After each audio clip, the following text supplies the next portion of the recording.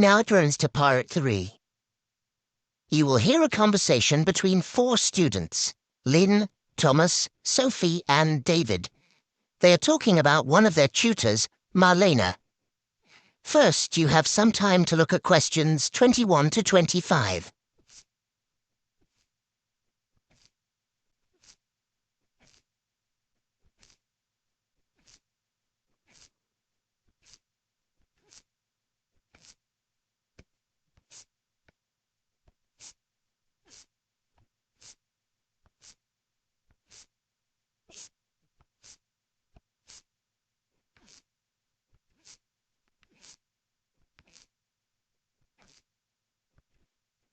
Now listen carefully and answer questions 21 to 25.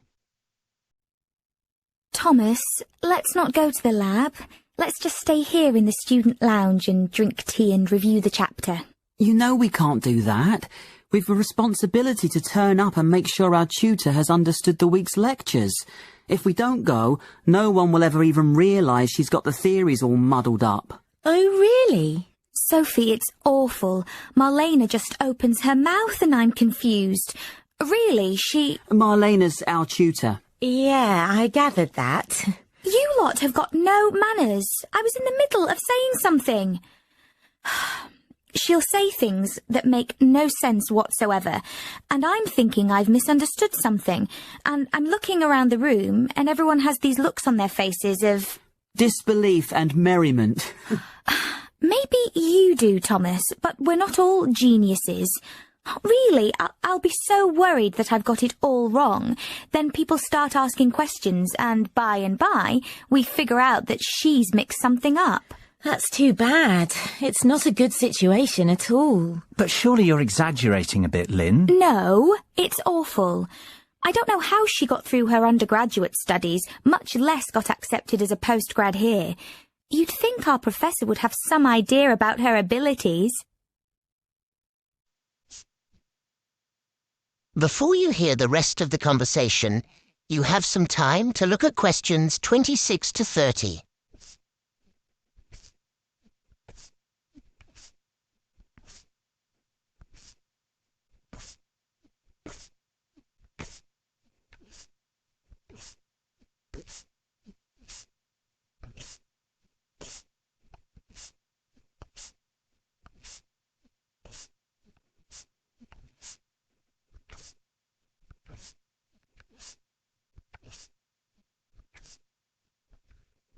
Now listen and answer questions 26 to 30.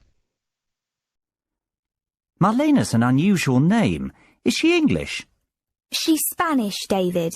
She's got a really strong accent. Really, that's a lot of the problem, I think.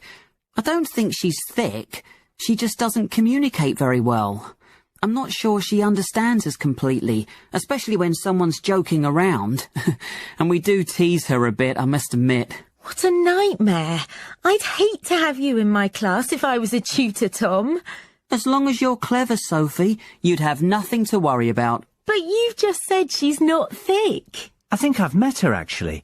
I think we had a class together maybe last year. She was really shy and quiet, hardly spoke the whole term. But she was always smiley and friendly. She seemed nice, actually, and I think she got one of the highest marks in the class. Maybe you've all picked on her so much that she's so nervous that she can't think clearly. Ever think of that?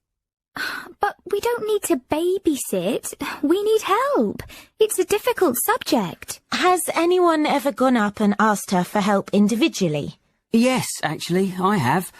I couldn't understand one of the formulas in the first chapter.